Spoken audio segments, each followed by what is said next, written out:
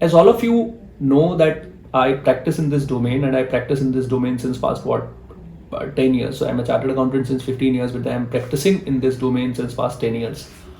I always get a question as to what made me to enter this field, or what was the inspiration to go in this field, how did I choose this field, and how did I reach wherever I am, whatever little I have achieved, how did I achieve this.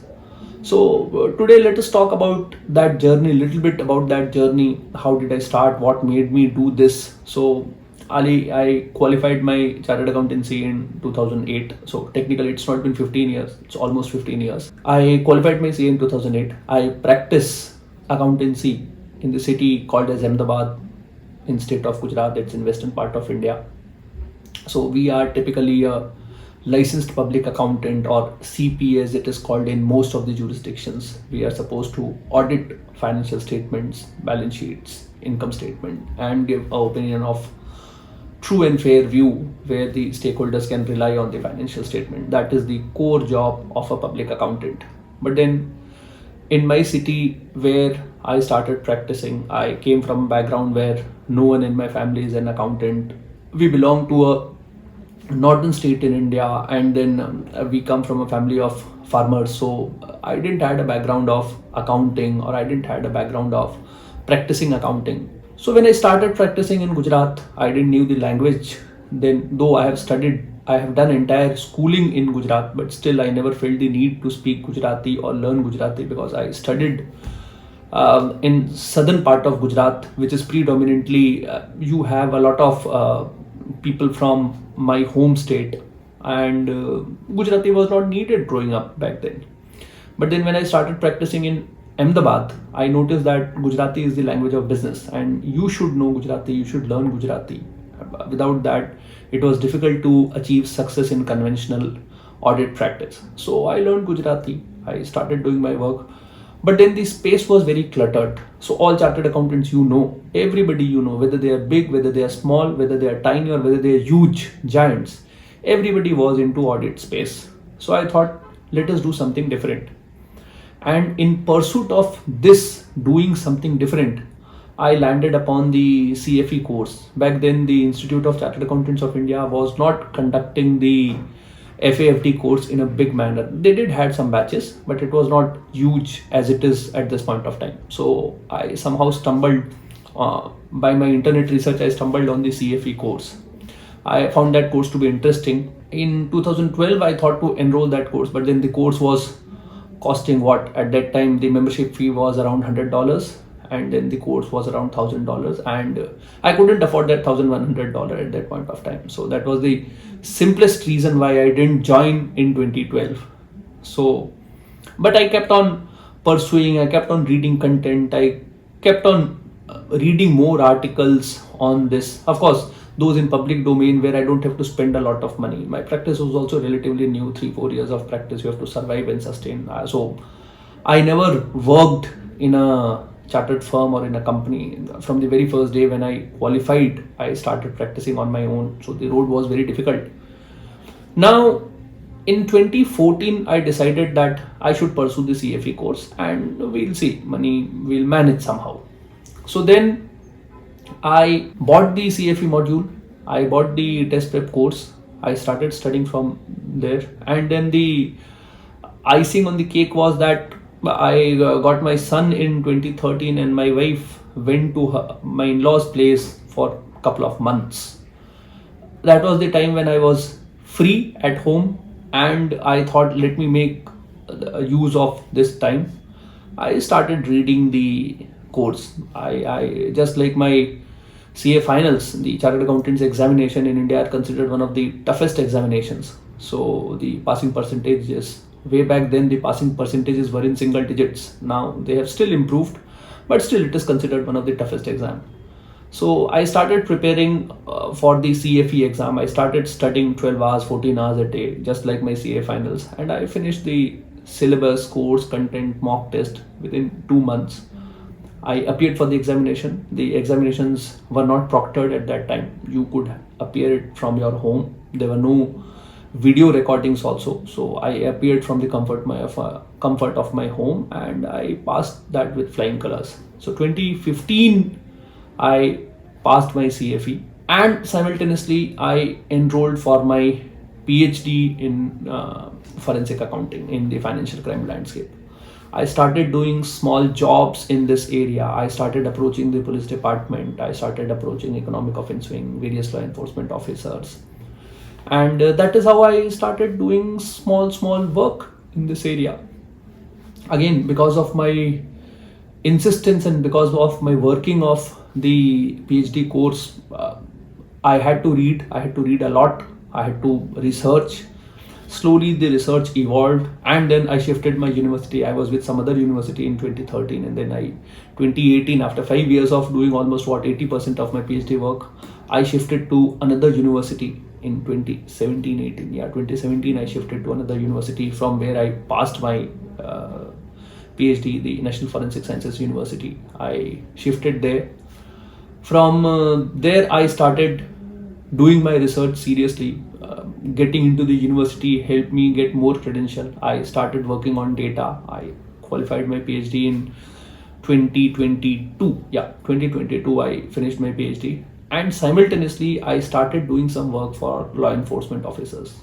In 2017, I suppose 2017 or early 2018, I don't remember exactly, but then I got my first break. Yeah, along with this, I started teaching the subject. So I used to conduct workshop. I used to speak at a lot of forum, and I stuck to this subject. I only take sessions for forensic accounting, financial crime investigation, prevention of money laundering, interplay of the fiscal laws with the criminal laws. That has been my subject since past 10-15 years. I have never digressed from my subject.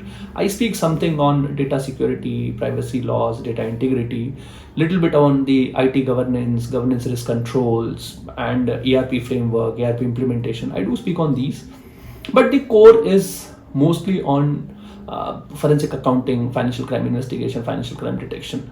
That is the core work where I speak. So I started teaching, I started conducting sessions, I started taking lecture, and I have taken hundreds of them, conducted hundreds of workshops, covered almost from Jammu to Tiruvananthapuram, to from Guwahati to Gandhidham, Ahmedabad. I have taken session all across the country. So that helped me to enhance my knowledge, polish my knowledge, present myself as a subject expert, and a word used to spread. There were not a lot of people in this domain, and this is how, brick by brick, inch by inch, you develop a practice, you establish yourself as a professional, and people start recognizing you.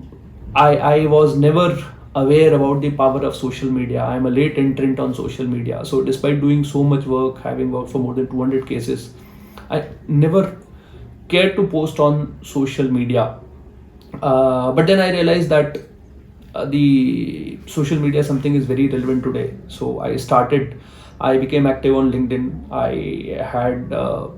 I started writing articles. I started sharing my knowledge. I started posting relevant articles, relevant knowledge base in the forensic accounting domain.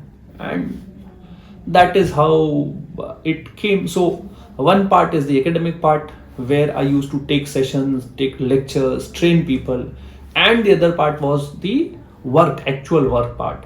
So with my experience, with my engagement with law enforcement officers, and by building some trust and confidence, they started trusting me. We started building a relationship.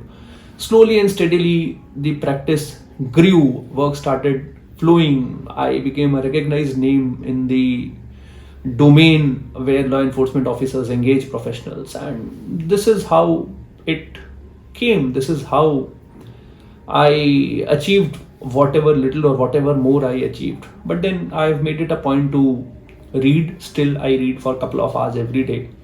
I never go unprepared for a session, despite the contents being almost the same, despite me repeating the contents, but I have never gone unprepared. I make it a point to read my presentations. I make it a point to run through my slides probably a day before. Say if my sessions are tomorrow, I make it a point to read it today. Only then I appear for the sessions. Probably in the past 10 years, I have appeared once or twice unprepared for my session. Otherwise, I believe that you have to prepare if you want to excel, because not preparing brings complacency, and once someone becomes complacent, he becomes mediocre, and I don't like to be mediocre.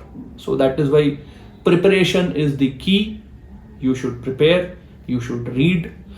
Then there were a lot of milestones in this journey. So the forensic standards came, writing articles came, doing a lot of research for various agencies came. So everything adds to build your image, to build your confidence, and of course the learning is something which no one can take from you. So probably I was part of the expert group which drafted the forensic standards for the Institute of Chartered Accountants of India. Now during course of that drafting, what I must have read thousands and thousands pages of literature. Now the standards belong to the institute, it is the proprietary material of the CA Institute, but then the knowledge which I have gained, that is mine, and that cannot be taken away.